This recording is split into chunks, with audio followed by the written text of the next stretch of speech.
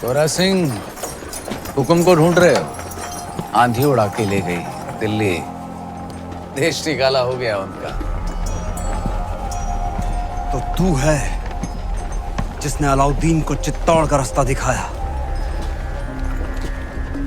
गद्दार। एक खरोंच भी आई तो जान जाएगी तुम्हारे हुक्म की। एक संदेशा है रानी पद्मावती के लिए। अपने हुक्म की सलामती चाहती हैं तो वहां आ जाएं।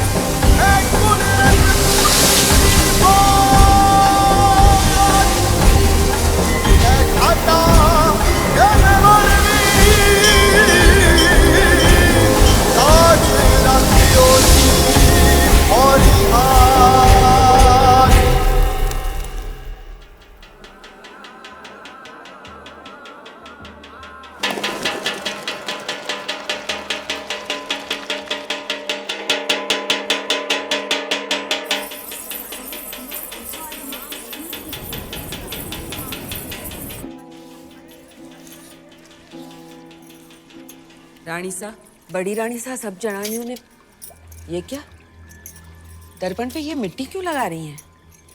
जब तक रावल साहब वापस नहीं आ जाते हम अपना चेहरा दर्पण में नहीं देखेंगे। पर रानी सा, आप कुछ कहने आए थे? बड़ी रानी सा, सब जनानियों ने बुलाया है, आपने भी।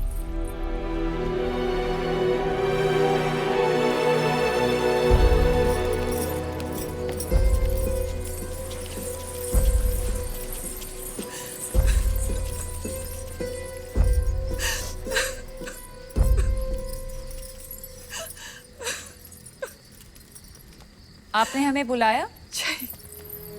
बड़ी रानी सा, आपने हमें बुलाया? हमें 2 क्षण रो तो लेने दीजिए। ना आप राजगुरु को देश निकाला देती, ना अलाउद्दीन से जा मिलते, और ना इस सूर्यवंशी चित्तौड़ पर यह ग्रहण लगता। अगर आज हमारे रावल साहब दुश्मन के हाथों में, तो इसमें दोष आपका है, आपके इस रूप का है। और देखने वाले की बुरी नजर का नहीं, उसकी नियत का नहीं है। और उसकी सजा तो मेवाड़ भुगत ही रहा है, पर सजा तो आपको मिलनी चाहिए। पर हुक्म, जिसका दोष ही नहीं उसे क्या सजा देंगे? जहर खिला दें, कुएं में धकेल दें या कारावास में डाल दें? सुल्तान की शर्त मानकर पद्मावती को वहां भेज दिया जाए। बड़ी रानी सा, एक औरत होके आप ऐसा बोल रही हैं? इन्हें वहां भेज दें, सुल्तान के हवाले कर दें? असंभव। अगर ऐसा ना हुआ तो ना रावल सा रहेंगे, ना मेवाड़। बड़ी रानी सा,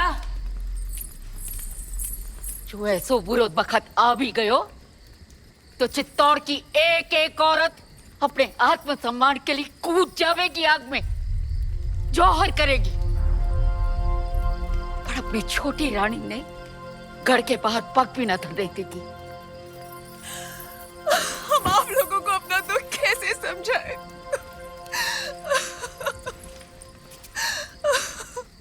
हम वहां जाएंगे। ये आप क्या कह रही हैं रानी सा?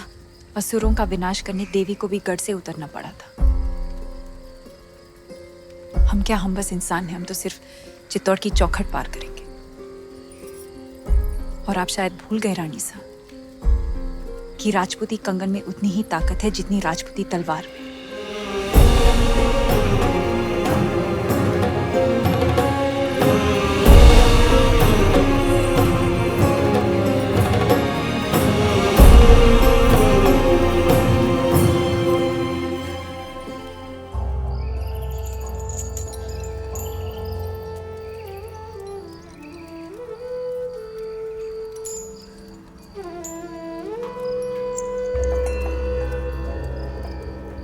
हुकुम, कहा था हमने मेवाड़ को घुटने टेकने पर विवश कर देंगे।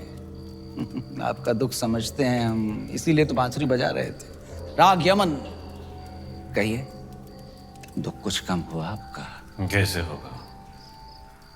पहले आपके संगीत से चंदन की सुगंध आती थी, और अब दुर्गंध। गुलामी की दुर्गंध आती है। सर से पगड़ी उतर गई पर अहंकार नहीं उतरा अभी तक। वो तो शत्रु के सर के साथ ही उतरेगा। असंभव है। इस समय तो आपकी कुंडली में शनि मंगल दोनों वक्र हैं और उस पर राघव चेतन का चक्र है। सुल्तान के सामने सर तो झुकाना ही पड़ेगा।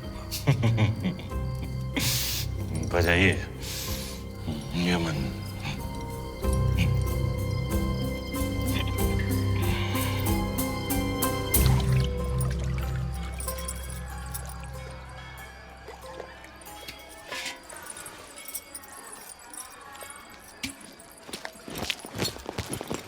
अंदाता हुकुम, ये वही तलवार है जिसने मेवाड़ और राजपूती मान की रक्षा का जिम्मा लिया था, पर आपने तो स्वयं वहां जाने का निर्णय ले लिया, सर झुका दिया हमारा। लीजिए ये तलवार और काट दीजिए सर।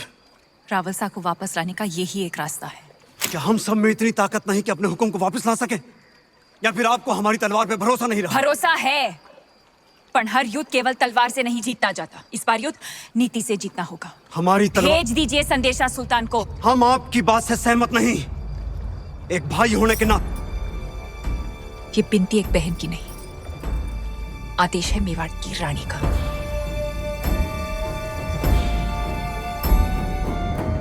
मेवाड़ के महारावल की सलामती के लिए रानी पद्मावती यहाँ आने को तैयार हैं। बधाई हो सुल्तान, आपकी इच्छा पूरी हुई। आगे बढ़ो ब्रह्मचारी। जी, पर उनकी कुछ शर्तें हैं। रानी साहिबा अपनी 800 दासियों के साथ आएंगी। मंजूर है। उनकी व्यवस्था जनान खाने में की जाए जहां कोई मर्द मौजूद ना हो। मंजूर है।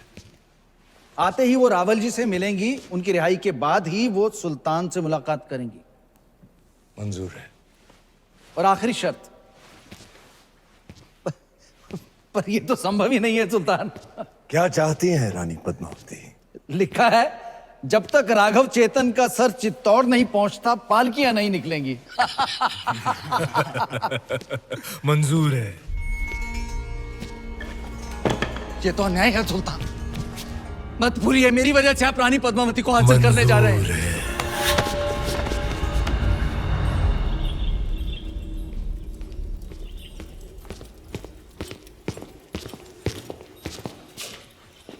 अंदाता हुकुम, क्या हुआ गोरा सिंह जी? खिलजियों से आपके संदेशे का उत्तर आया है। अलाउद्दीन ने आपकी सभी शर्तों को स्वीकार कर लिया है और साथ ही ये भेंट भेजी है।